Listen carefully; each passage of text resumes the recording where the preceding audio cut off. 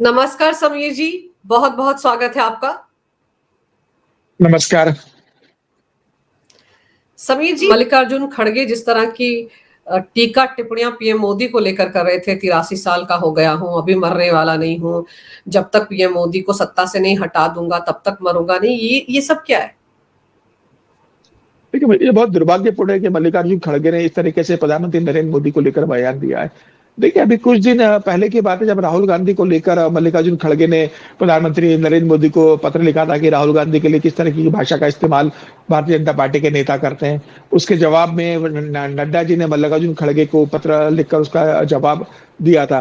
तो जब मल्लिकार्जुन खड़गे इस बात से आते हैं कि राहुल गांधी के लिए इस तरह के शब्दों का प्रयोग किया जा रहा है, तो मल्लिकार्जुन खड़गे तो एक राष्ट्रीय पार्टी के राष्ट्रीय नेता है और राष्ट्रीय अध्यक्ष भी है। और मल्लिकार्जुन खड़गे का राजनीतिक जीवन बहुत लंबा रहा है, 50 साल से ज्यादा राजनीतिक जीवन उनका रहा है।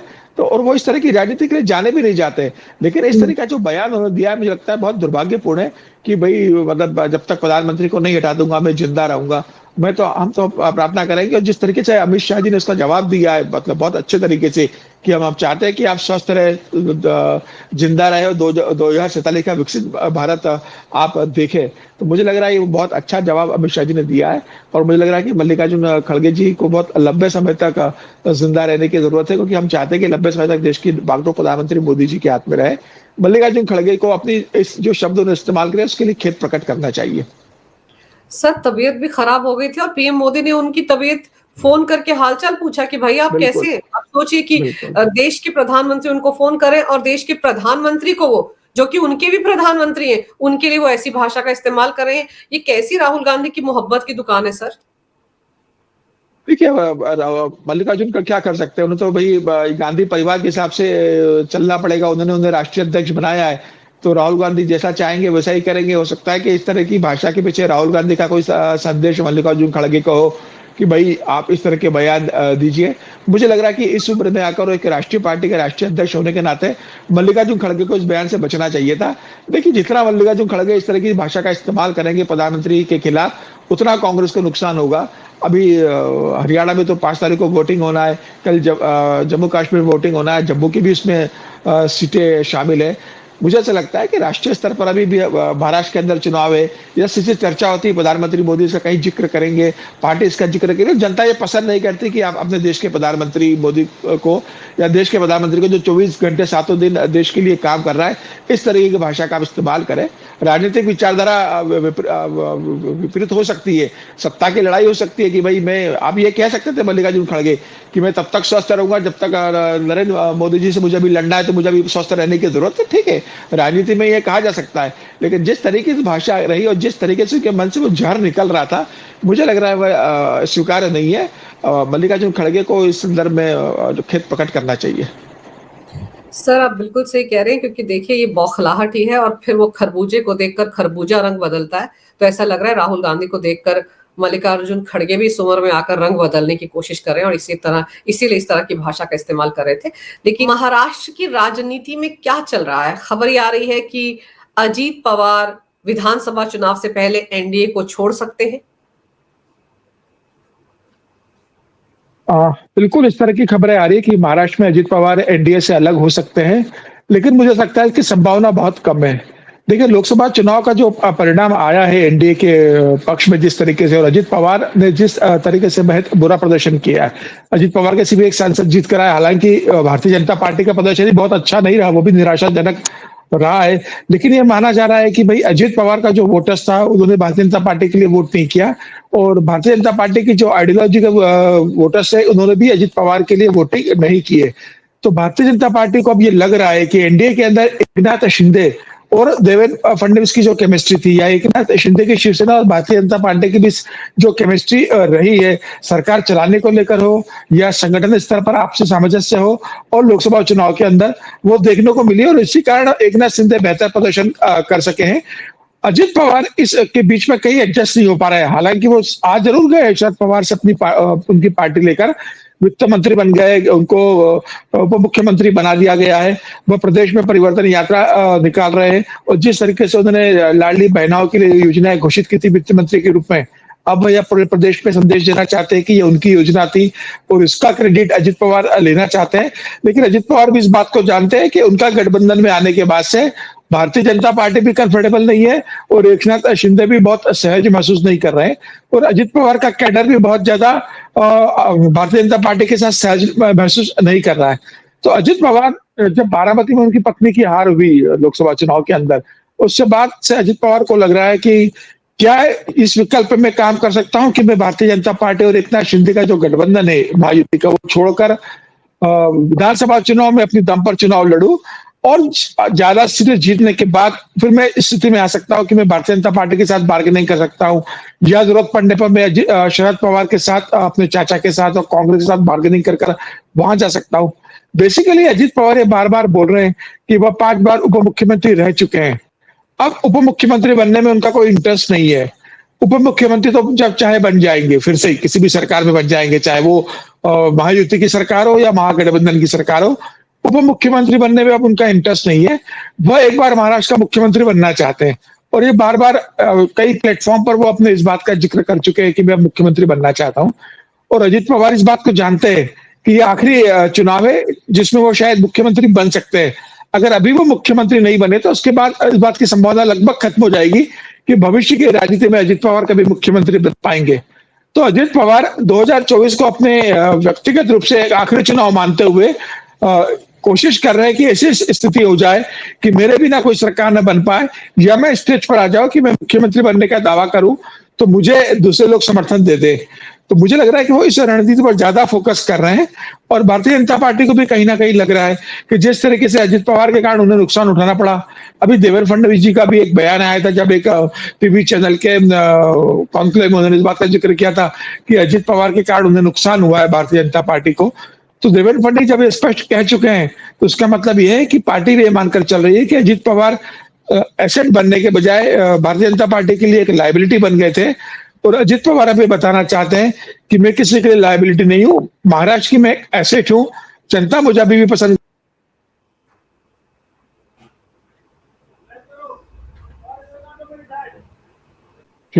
तो आप अजित पवार का जो कंटिन्यू रखिए। तो बेसिकली अजित पवार अपने भविष्य की राजनीति को देख रहे हैं, मुख्यमंत्री बनने की पूरी कोशिश कर रहे हैं और इसी कारण वो देख रहे हैं कि क्या एनडीए के साथ जाना मुझे ज्यादा बेहतर होगा या अकेला चुनाव लड़कर मैं बार्गेनिंग की स्थिति में ज्यादा आऊंगा।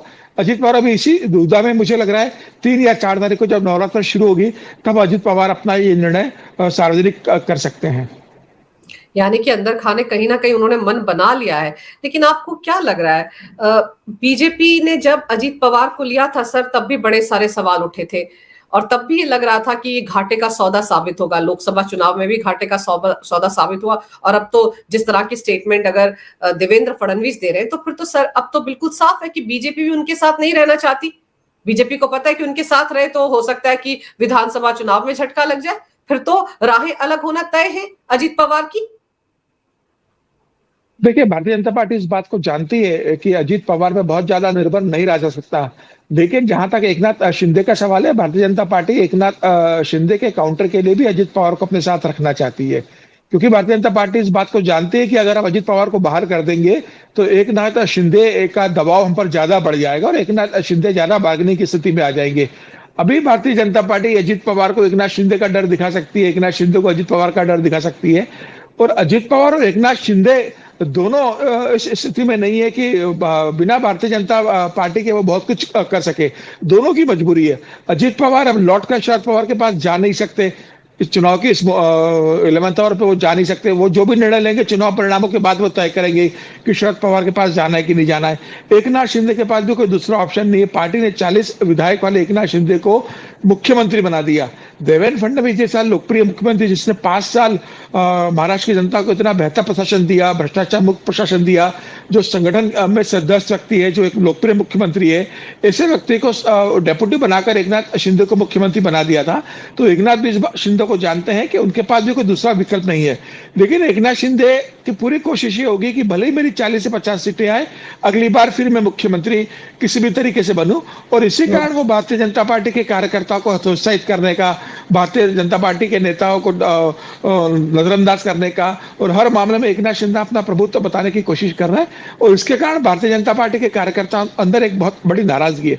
देखिए, भारतीय जनता पार्टी का कार्यकर्ता और नेता और संघ के सहयोग ये जानना चाहते हैं भारतीय जनता पार्टी के राष्ट्रीय नेतृत्व से कि देवेंद्र फडणवीस के साथ आप क्या करोगे, और देवेंद्र फडणवीस के साथ आपने ये क्यों किया। सबसे पहले वो जानना चाहता है कि आपने देवेंद्र फडणवीस के साथ ऐसा क्यों किया। जिस व्यक्ति ने आपके लिए 5 साल इतनी बढ़िया सरकार चलाई, जिसके दम पर आप चुनाव लड़े, उसको आपने डेप्यूटी क्यों बना दिया है। आपको उसका जवाब देना पड़ेगा। और आपको इस बात का भी जवाब देना पड़ेगा कि क्या सरकार आने पर देवेंद्र फडणवीस को फिर आप डेप्यूटी बनाएंगे या महाराष्ट्र का मुख्यमंत्री बनाएंगे। अगर भारतीय जनता पार्टी महाराष्ट्र की जनता को यह संदेश देने में असफल रहती है कि देवेंद्र के बारे में उन्होंने निर्णय ले लिया है, वो उन्हें अगर मुख्यमंत्री बनाने की घोषणा करती है, तो मुझे ऐसा लगता है कि भारतीय जनता पार्टी का इसका बहुत बड़ा फायदा होने वाला है। अगर पहले देवेंद्र फडणवीस को मुख्यमंत्री का चेहरा बना देते हैं तो भारतीय जनता पार्टी को इसका बहुत फायदा होगा। अगर भारतीय जनता पार्टी इसकी घोषणा नहीं करती है और सामूहिक नेतृत्व में जाती है, तो कार्यकर्ताओं में इस बात का डर होगा कि कहीं ऐसा ना हो कि जो पहले एकनाथ शिंदे को मुख्यमंत्री बना दिया था, फिर कहीं पार्टी ऐसा निर्णय न ले, तो पार्टी ऐसी स्थिति में पार्टी को नुकसान होगा। या पार्टी हाईकमान को तय करना है कि देवेंद्र के साथ जाकर सत्ता में वापसी करना है या सामूहिक नेतृत्व में जाकर सत्ता को जोखिम में डालना है। मुझे लग रहा है पार्टी सर विचार कर रही होगी। कार्यकर्ताओं का और संघ के स्वयंसेवकों का और महाराष्ट्र की आम जनता का तो यही मत है कि देवेंद्र फडणवीस को मुख्यमंत्री के रूप में पेश किया जाए और सरकार चुनाव के बाद देवेंद्र फडणवीस को ही मुख्यमंत्री बनाया जाए। अब राष्ट्रीय नेतृत्व क्या फैसला लेता है, ये आने वाला समय बताएगा। लेकिन सर, पिछले कुछ सालों में अगर हम लोकसभा चुनाव की बात भी करें तो बीजेपी पर ये आरोप क्यों लगते हैं कि बाहर से आए हुए नेताओं को गले लगाते हैं और अपने नेताओं को नजरअंदाज करते हैं। देखिए, ये परिपाटी भारतीय जनता पार्टी में शुरू हुई है। हालांकि कई बार पार्टी की एक राजनीतिक मजबूरी होती है, जब पार्टी देखती है क्योंकि उस क्षेत्र में उसके पास कोई बड़ा नेता नहीं है या कोई बड़ा लोकप्रिय नेता नहीं है और सरकार बनाने के लिए उसको विधायकों की जरूरत है, तो इस स्थिति में पार्टी अनिच्छा के बाद भी कई बार कार्यकर्ताओं को समझाकर ऐसे फैसले लेती है जो कार्यकर्ता और पार्टी की विचारधारा से मेल नहीं खाते। नहीं, मध्य प्रदेश के अंदर ज्योतिराज सिंधिया को पार्टी ने लिया ही था, क्योंकि उस समय ज्योतिराज के आने के बाद आपकी मध्य प्रदेश में सरकार बनी। फिर ज्योतिराज के साथ जो एमएलए आए थे, उन्हें शिवराज सिंह की कैबिनेट में, जब शिवराज सिंह मुख्यमंत्री बने तो उनकी कैबिनेट में बड़े पोर्टफोलियो दिए गए। उस समय भी इस बात की नाराजगी हुई थी, लेकिन उस समय सरकार बना दी थी। एकनाथ शिंदे को लेकर आए तो आपकी सरकार बनी थी, लेकिन आपके पास 105 एमएलए ऑलरेडी थे। तो देवेंद्र फडणवीस जैसा लोकप्रिय नेता आपके पास पहले से उपलब्ध था, जो 5 साल का कार्यकाल बहुत अच्छे से चला चुका था। तो मुझे लग रहा है कि जो महाराष्ट्र में पार्टी ने एक्सपेरिमेंट किया है, वह एक्सपेरिमेंट पूरी तरीके से फेल हुआ है। और भारतीय जनता पार्टी को भी ये लग रहा है कि इस तरीके एक्सपेरिमेंट की, जब हमारे पास ऑलरेडी एक बड़ा चेहरा है, लोकप्रिय चेहरा है, उसको अगर नजरअंदाज करेंगे और बाहर से आए हुए किसी को मुख्यमंत्री बना देंगे अपने समर्थन से, तो कार्यकर्ता इसे स्वीकार नहीं करेंगे। और शायद यही कारण रहा कि देवेंद्र को जिस तरीके से नजरअंदाज किया गया, उसका परिणाम लोकसभा चुनाव के अंदर कार्यकर्ताओं ने अपनी नाराजगी के रूप में प्रदर्शित किया था। सर, अभी हमने देखा है हाल के दिनों में, चाहे वो ओवैसी की पार्टी हो, किस तरह से वारिस पठान और वो इम्तियाज जलील जो उस पार्टी के सांसद है, किस नेता हैं, किस तरह से रैली निकालकर मुंबई चलो, तिरंगा यात्रा, ये सब निकालकर मुंबई की सड़कों पर तांडव मचा रहे थे सर, शक्ति प्रदर्शन कर रहे थे, भड़काऊ भाषण दे रहे थे। फिर नितेश राणे भी इसी तरह की जुबान बोलने लगे हैं सर। तो चल क्या रहा है? क्या ये माना जाए कि महाराष्ट्र विधानसभा चुनाव से पहले मुस्लिम वोट बैंक को लेकर इस तरह की राजनीति हो रही है दोनों तरफ से? देखिए, ये जो पूरा मामला है औरंगाबाद से शुरू हुआ है। औरंगाबाद से अगर आप देखेंगे तो 2019 में वहां से ओवैसी के पार्टी के सांसद चुनाव जीत कर आए थे, हालांकि वो 2024 में चुनाव हार गए थे। तो ओवैसी का एक औरंगाबाद में गढ़ रहा है, उसके 3 विधायक जीत गए। कॉर्पोरेशन में अगर आप देखेंगे तो पूरे महाराष्ट्र के अंदर उसके 16 पार्षद थे। औरंगाबाद में एक बड़ा समर्थन रहा है ओवैसी का। ओवैसी दरअसल संदेश देना चाहते हैं कि देखिए, जिस कांग्रेस को महाराष्ट्र में मुसलमान वोटिंग करते थे या शरद पवार को वोटिंग करते थे, वो अब उद्धव ठाकरे के साथ चले गए गठबंधन में। और उद्धव ठाकरे कट्टर हिंदुत्व की राजनीति करने वाले रहे, बाला साहब ठाकरे के बेटे रहे। तो ऐसे स्थिति में वो मुसलमानों को संदेश देने की कोशिश कर रहे हैं कि आप अगर कांग्रेस को वोट देंगे तो वो उद्धव ठाकरे को जाने वाला है। कि उद्धव ठाकरे, शरद पवार और कांग्रेस मिलकर चुनाव लड़ने वाले हैं। तो आपकी अगर कोई बात करेगा तो वह सिर्फ ओबीसी बात कर सकता है महाराष्ट्र विधानसभा के अंदर। तो आप कांग्रेस और राष्ट्रवादी कांग्रेस को वोट देकर अपना वोट खराब मत कीजिए, क्योंकि आपके लिए अगर कोई बात करेगा तो ओबीसी करेगा। ओबीसी यह संदेश देने की कोशिश करे, क्योंकि जिस तरीके से लोकसभा चुनाव के अंदर मराठा के साथ मराठी वोट मुस्लिम वोट बड़ी संख्या में कांग्रेस, राष्ट्रवादी कांग्रेस और उद्धव ठाकरे के साथ गया, और ये कहा जा रहा है कि उद्धव ठाकरे को मुसलमानों ने बड़ा दिल खोलकर समर्थन दिया, और उद्धव ठाकरे ने इसके बाद भी उनके लिए धन्यवाद अपने घर पर एक मीटिंग रखी थी, जहां मुसलमानों के कई बड़े नेता आए थे और मातोश्री में उनके लिए डिनर का आयोजन किया गया था। मातोश्री के इतिहास में यह पहली बार हुआ है कि मातोश्री के घर में किसी मुसलमान नेता को बुलाकर उनको डिनर किया जाए, उनका सम्मान किया जाए। तो ओबीसी ये संदेश देना चाहते हैं कि भले ही उद्धव ठाकरे आपको डिनर कर दे, लेकिन उद्धव ठाकरे एक लिमिट के बाहर आपके पक्ष में नहीं आएंगे। वो कट्टर हिंदुत्व की राजनीति करते हैं, वह आपका वोट लेंगे लेकिन आपके साथ नहीं खड़े होंगे। मैं आपकी राजनीति करता हूं, मैं आपके धर्म की राजनीति करता हूं, मैं आपके लिए राजनीति करता हूं, तो आप मुझे वोट दीजिए जिससे मेरे हाथ मजबूत हो और मैं विधानसभा में आपके लिए मजबूत आवाज बन सकूं। तो बेसिकली मुसलमान वोट पर एक दावे की लड़ाई है, जो ओवैसी बनाम कांग्रेस, उद्धव ठाकरे और शरद पवार मिलकर लड़ रहे हैं। अब देखना होगा कि मुसलमान कहा जाता है। हालांकि मुसलमान इस बात को जानता है कि ओबीसी इतनी बड़ी ताकत महाराष्ट्र में नहीं बन सकते कि वह विधानसभा में कोई बड़ी हैसियत के रूप में आ सके। तो मुसलमान इस बार बहुत टैक्टिकली एक तरफा वोटिंग जिस तरह से लोकसभा चुनाव में की थी, मुझे लग रहा है विधानसभा चुनाव में भी वह ऐसी एक तरफा वोटिंग कांग्रेस, शरद पवार और उद्धव ठाकरे के पक्ष में, महागठबंधन के पक्ष में करेंगे। अब ओवैसी इसमें कितनी सेंध लगा पाते हैं, ये देखना दिलचस्प होगा। पर सर, ओवैसी की मुसलमान सुनते कहाँ? अगर सुनते होते तो उनके 2 सांसद एक ना हो जाते। वो इकलौते सांसद पहुंचे हैं लोकसभा चुनाव में इस बार संसद में। तो अगर उनकी इतनी चलती होती तो उनको वोट अच्छा खासा मिलता, उनका तो वोट प्रतिशत कम ही हुआ है। लेकिन ये नए नए मुल्ला जो बने हुए हैं उद्धव ठाकरे, ये अचानक से चुनौती बन गए कांग्रेस के लिए भी, एनसीपी के लिए भी, जिनका तो मुस्लिम वोट बैंक रहा है। और वो तो मुंबई में भी उन सीटों पर दावा ठोक रहे हैं जहां जहां कांग्रेस भी चाहती कि उनका उम्मीदवार उतरे। तो ये जो महाविकास अघाड़ी गठबंधन है, इस पे भी तो बड़ी उथल पुथल मची हुई है। देखिए, उथल पुथल तो उसी दिन से शुरू हो गई थी जिस दिन उद्धव ठाकरे ने कहा था कि मुझे मुख्यमंत्री का चेहरा घोषित करके महागठबंधन चुनाव के अंदर जाए। लेकिन उसके लिए न शरद पवार तैयार हुए, न उसके लिए कांग्रेस के नाना पटोले तैयार हुए।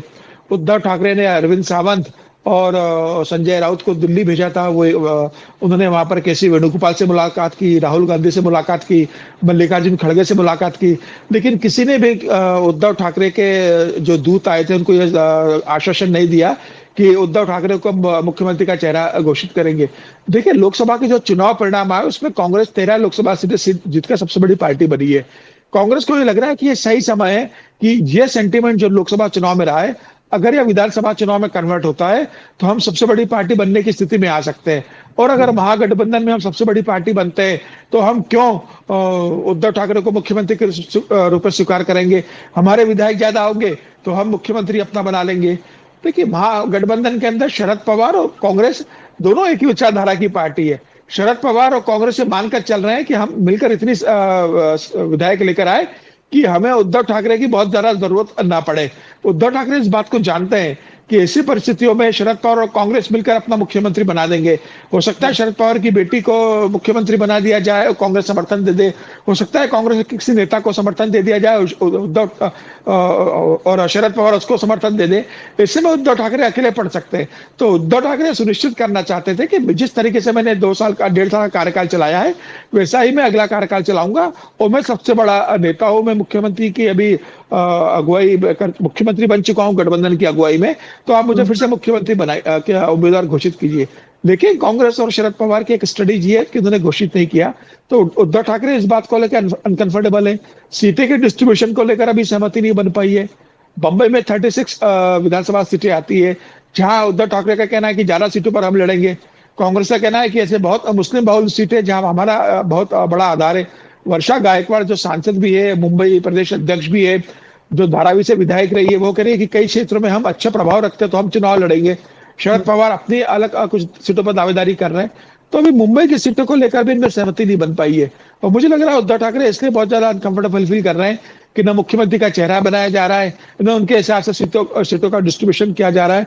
तो इन सब बातों को लेकर उद्धव ठाकरे के अंदर एक असंतोष है। अभी सबकी मजबूरी है मिलकर चुनाव लड़ने का, चाहे वो कांग्रेस हो, चाहे उद्धव ठाकरे हो, चाहे शरद पवार हो। जब मिलकर चुनाव लड़ेंगे, सीटों का डिस्ट्रीब्यूशन मुझे लग रहा है काफी सीटों पर बातचीत हो गई होगी, लेकिन अभी 3 तारीख से नवरात्र शुरू हो रहे हैं, तो 3 और 4 तारीख के बीच मुझे लग रहा है उद्धव ठाकरे अपने उम्मीदवारों की सूची शरद पवार से और कांग्रेस से चर्चा के बाद जारी कर देंगे। अब बहुत ज्यादा समय बचा नहीं है, देखता है सीटों का डिस्ट्रीब्यूशन कैसा होता है। पर लेकिन सर महागठबंधन में बहुत कुछ सामान्य नहीं है। सर लेकिन ये जो उद्धव ठाकरे हैं, इनके बारे में कई बार ऐसी खबरें भी आती रही कि ये वापस एनडीए में आना चाह रहे हैं। दिल्ली के चक्कर भी इन्होंने काटे, इनकी कुछ मुलाकातें भी हुई, ये खबरें भी आई। और तब ये भी हुआ कि बीएमसी को लेकर वो डील कर सकते हैं बीजेपी के साथ, क्योंकि वो हर हाल में चाहते हैं कि बीएमसी उनके कब्जे में रहे, वहीं से तो सारा पैसा मिलता है उनको। तो ये खबरें भी आती रही, लेकिन फिर बीच में ये बातें कहीं ना कहीं डिरेल हो गई। तो अभी भी आपको लगता है कहीं कोई गुंजाइश है उनकी एनडीए में आने की? देखिए, मुझे लगता है विधानसभा चुनाव के पहले तो उद्धव ठाकरे की एनडीए में वापसी मुझे बहुत मुश्किल लग रही है। विधानसभा चुनाव तो इसी तरह से लड़ा जाएगा जिस तरीके से लोकसभा चुनाव लड़ा गया था। विधानसभा चुनाव के बाद किसको कितनी सीटें मिलती है और क्या राजनीतिक समीकरण बनते हैं, उसके हिसाब से नए गठबंधन तय होंगे। उद्धव ठाकरे के वापस एनडीए में लौटने की चर्चा हो रही है। अजित पवार के वापस इंडिया गठबंधन में चाचा के पास चुनाव के बाद लौटने की चर्चा हो रही है।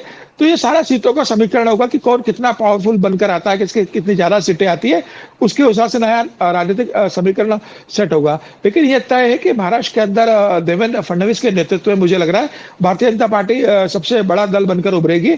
और जहां तक मैं समझता हूँ कि देवेंद्र फडणवीस जिस तरीके से वहां संगठन के स्तर पर काम कर रहे हैं, जिस तरीके से धुआंधार प्रचार अभियान कर रहे हैं, और सबसे बड़ा चेहरा है भारतीय जनता पार्टी का देवेंद्र फडणवीस, मुझे लग रहा है उनके नेतृत्व में भारतीय जनता पार्टी 100 से 110 सीटें जीत सकती है।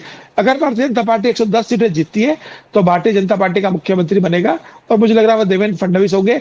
ऐसी स्थिति में उद्धव ठाकरे की भी मजबूरी होगी कि वो वापस एनडीए में आए और फिर केंद्र में शायद कोई मंत्री पद ले या देवेंद्र के अंडर उप मुख्यमंत्री किसी को बना के करे। मुझे लग रहा है कि फिलहाल विधानसभा चुनाव के परिणामों तक स्थिति वैसी रहेगी, उसके बाद नए समीकरण बनेंगे। लेकिन सर उद्धव ठाकरे तो मुस्लिम वोट बैंक की राजनीति करते हुए इतने आगे निकल गए हैं कि वो बीजेपी के साथ आने के बारे में शायद सोच ना पाए। आप देखिए ना, वक्फ बोर्ड संशोधन बिल जब पेश हुआ था, वॉकआउट कर गए थे उद्धव ठाकरे गुट वाले सांसद। तो क्या हुआ था, मातोश्री के सामने मुस्लिम कार्य लोग पहुंच गए थे और नारेबाजी करने लग गए थे, याद कीजिए। जिसके बाद उद्धव ठाकरे को भरोसा देना पड़ा कि हम तो वक्फ बोर्ड में किसी भी तरह का संशोधन कतई बर्दाश्त नहीं करेंगे। वो मातोश्री जहां पर हनुमान चालीसा का पाठ करने का ऐलान ही किया था नवनीत राणा ने, और उनको गिरफ्तार कर लिया गया था, और उसी मातोश्री के सामने मुस्लिम लोग नारेबाजी कर रहे थे। आप समझिए कि क्या कहां पहुंच गए उद्धव ठाकरे। देखिए, उद्धव ठाकरे का पूरा ध्यान इस समय महाराष्ट्र का फिर से मुख्यमंत्री बनने का, कि जिस तरीके से शिवसेना टूटी गई और जिस तरीके से उनकी पार्टी चली गई, सत्ता चली गई, तो वो इसे एक अपने लिए एक बड़ा सेटबैक मान रहे हैं। वो मान रहे हैं कि मुझे हर हाल में महाराष्ट्र का मुख्यमंत्री फिर बनना है और मुझे मेरा वोटर जोड़ के रखना है। देखिए, उद्धव ठाकरे की सबसे बड़ी समस्या और सबसे बड़ी चुनौती है कि वो अपने वोटर को अपने साथ कैसे जोड़ के रखते हैं। अगर उनके वोटर ये मानते हैं कि उद्धव ठाकरे को भले मुसलमान वोट कर रहे हैं, हम उद्धव ठाकरे का साथ नहीं छोड़ेंगे, उनके साथ गलत हुआ है, तो उद्धव ठाकरे के साथ एक बड़ी ताकत बनी रहेगी।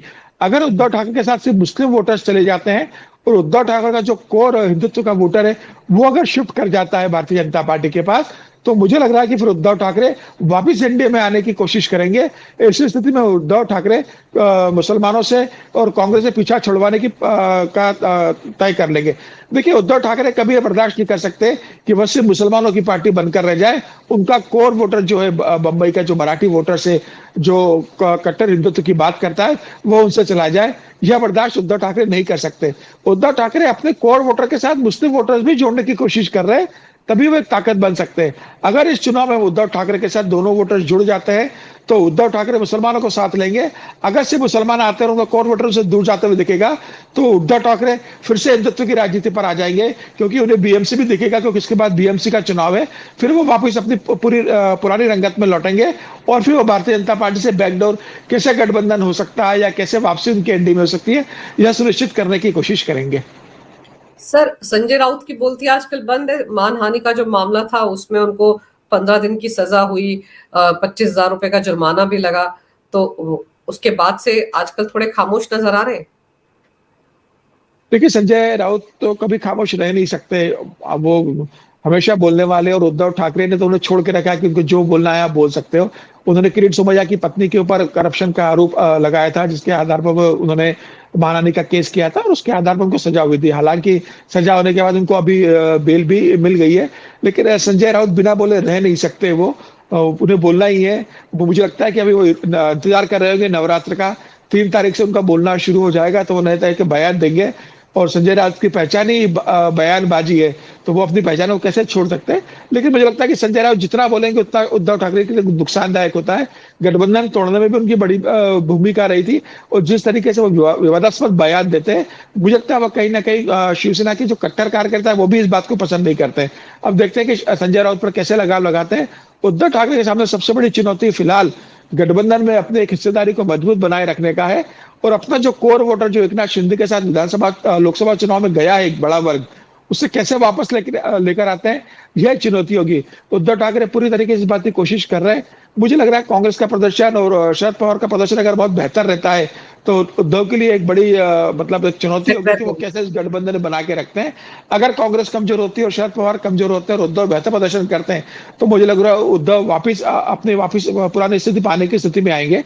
अभी सब कुछ विधानसभा चुनाव के निर्णय परिणामों पर निर्भर करता है। फिलहाल कोई भी पार्टी कहने की स्थिति में नहीं है कि मतदाता कहाँ जाएगा, सिर्फ एक पार्टी के अलावा, जो है भारतीय जनता पार्टी, जो तय है कि सबसे बड़ा दल बन के उभरेगी। बाकी एकनाथ शिंदे का क्या होगा, अजित पवार का क्या होगा, उद्धव ठाकरे का क्या होगा, कांग्रेस का प्रदर्शन कैसा होगा, शरद पवार कितना वोट लेकर जाते हैं, यह सब चुनाव परिणाम जिस दिन आएगा तब तय होगा। मुझे लग रहा है इस फर्स्ट वीक ऑफ अक्टूबर में चुनाव की घोषणा महाराष्ट्र को लेकर कर दी जाएगी। 7 या 8 तारीख को आदर्श आचार संहिता लग सकती है। उसके बाद मुझे लगता है कि महाराष्ट्र की राजनीति में और गर्माहट आएगी।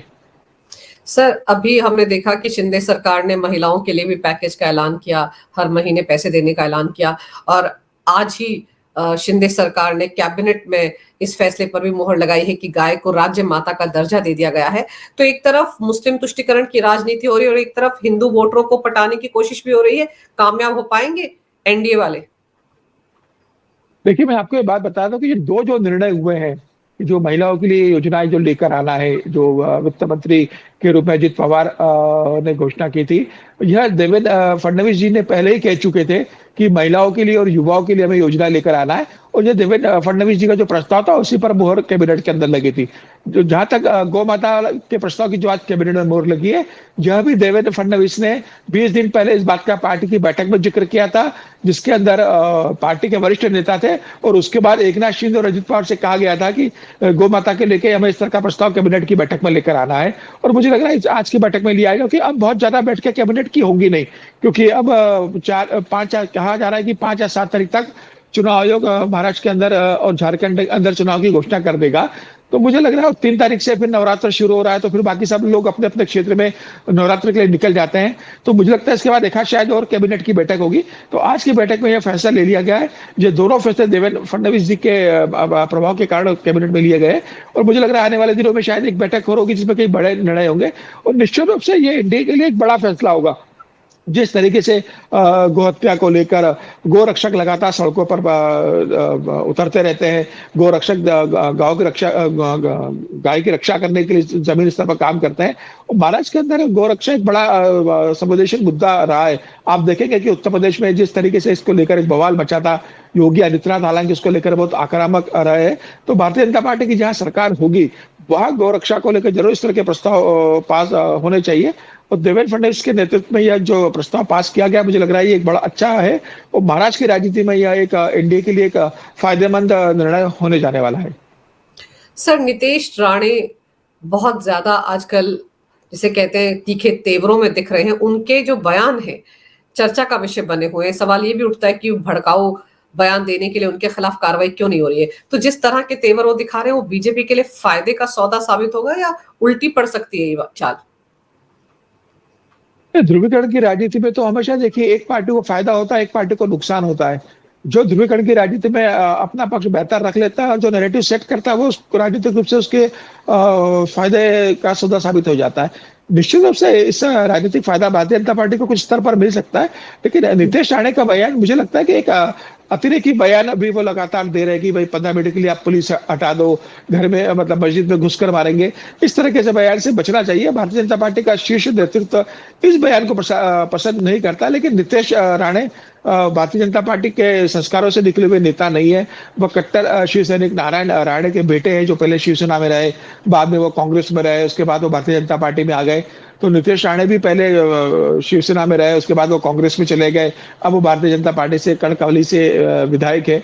तो मुझे लग रहा है कि नीतीश राणे का तो स्वभाव इस तरह का रहा है, उनके पिता का भी नारायण राणे का आक्रामक बोलने के लिए प्रभाव रहा है। नीतीश राणे को इस तरह के बयान से बचना चाहिए जिससे पार्टी को राष्ट्रीय स्तर पर मुझे लगता है नुकसान हो, या पार्टी को उसको अपना उनके बयान का पक्ष रखने में असुविधा हो। मुझे लगता है कि नीतीश राणे को पार्टी इस मामले में हिदायत देगी, लेकिन नीतीश राणे का स्वभाव ही ऐसा है, वो बोलते रहते हैं। मुझे लग रहा है उनके ऊपर पार्टी का कोई दिशा निर्देश का बहुत असर करेगा नहीं। उन्हें जब लगेगा वो अपनी लाइन पर चलकर इस बात का बयान देंगे। लेकिन फिर सर दूसरी तरफ सड़कों पर जो उतरे थे एआईएमआईएम के नेता, वो भी तो ऐसी भाषा बोल रहे थे कि अगर हमारा दिमाग सटक गया तो बहुत कुछ हो जाएगा, अगर 1% भी सड़कों पर आ गया तो बवाल मच जाएगा। ये सब बातें वो भी तो बोलते हैं ना। तो उसी का इन दोनों के बीच में एक तरह से कहा जा सकता है वाक युद्ध चल रहा है। देखिए, ओवैसी की पार्टी बोले या समाजवादी पार्टी की बोले या कांग्रेस समर्थित इस तरह की मानसिकता के लोग अगर ये बोले कि हम 1% अगर जमीन उतर गए तो क्या कर देंगे, तो मुझे लगता है कि देश की जनता तो जानती है कि वो इसी तरह की राजनीति करते हैं। उनकी राजनीति में इसी तरह से बांटना, लड़वाना और इस तरीके से माहौल खराब कर अपने भविष्य, जहां उनकी ताकत ज्यादा है वहां के सीट जीतने का है, वो इस तरह का बयान देकर औरंगाबाद के अंदर सीट जीतना चाहते हैं, वो इस तरह के बयान देकर भिवंडी में सीट जीतना चाहते हैं, वो इस तरह का बयान देकर उत्तर प्रदेश और बिहार के अंदर अपनी स्थिति मजबूत करना चाहते हैं। तो देखो, लेकिन भारतीय जनता पार्टी इस तरह की राजनीति करती है। प्रधानमंत्री नरेंद्र मोदी ने जो कहा है कि सबका साथ, सबका विकास, सबका विश्वास और सबका प्रयास हमारा मूल मंत्र है। योगी आदित्यनाथ की सरकार में सबका विकास हो रहा है। मुझे लगता है कि महाराष्ट्र के अंदर नीतीश राणे का जो बयान है वो उनके व्यक्तिगत स्तर पर देखा जाना चाहिए, और पार्टी ने अधिकृत रूप से कहा भी है कि नीतीश राणे का जो बयान है वो उनका व्यक्तिगत बयान है, या पार्टी के आधिकारिक लाइन नहीं है। तो मुझे लगता है किसी पार्टी की लाइन मानने की भूल किसी भी राजनीति को नहीं करना चाहिए। यह नीतीश राणे का बयान है, लेकिन चूंकि वो पार्टी के विधायक है तो लंबे समय तक आप ये कह के अगर कि उनका व्यक्तिगत बयान है आप पीछा नहीं छोड़ा सकते, उनका ऊपर लगाम लगानी होगी। नीतीश राणे को संयमित बयान देना चाहती है। भारतीय जनता पार्टी की पहचान इस तरीके से बयानों से नहीं होती है। भारतीय जनता पार्टी अपने काम से जानी जाती है, संगठन के अंदर एक अनुशासन से जानी जाती है। मुझे लग रहा है नीतीश राणे का वो ध्यान रखना चाहिए। लेकिन राजनीति जब होगी तो एक पक्ष जब बोलेगा तो दूसरा पक्ष को जवाब देगा ही। वो पार्टी में कुछ लोग ऐसे होना भी चाहिए जो जैसे को तैसे का जवाब दे सके, और पार्टी का वर्ग चाहता है कि इस तरीके से बयान दिए जाए तो वो खुश भी होता है और चुनाव में इसका फायदा भी मिलता है, मतलब वो कई बार नुकसान भी होता है। लेकिन ये भाषा जो है, जब जब कांग्रेस के नेताओं ने पीएम मोदी को टारगेट किया है तो उसका खामियाजा उनको भुगतना पड़ा है। और जम्मू कश्मीर में मतदान तीसरे चरण का होने जा रहा है, आखिरी चरण का हरियाणा का मतदान होना है, आगे चलकर झारखंड में, महाराष्ट्र में भी चुनाव होने हैं। तो ये जो स्टेटमेंट है ये कांग्रेस को भारी जरूर पड़ेगा। आपने सर समय निकाला, इस महत्वपूर्ण विषय पर तमाम जानकारी मेरे दर्शकों को दी। आपका बहुत बहुत धन्यवाद। नमस्कार। धन्यवाद अनुज जी।